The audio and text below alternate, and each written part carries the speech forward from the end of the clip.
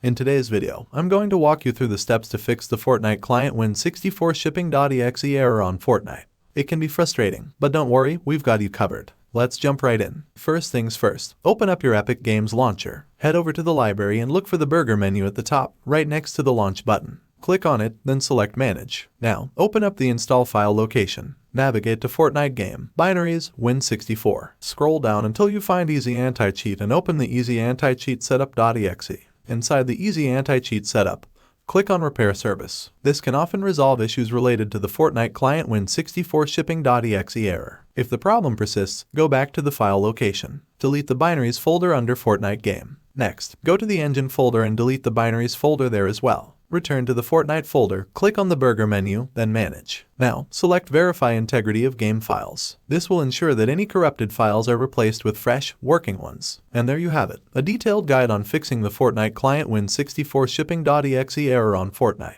If this video helped you out, please hit the like button and consider subscribing for more helpful content. Take care, and until next time, bye.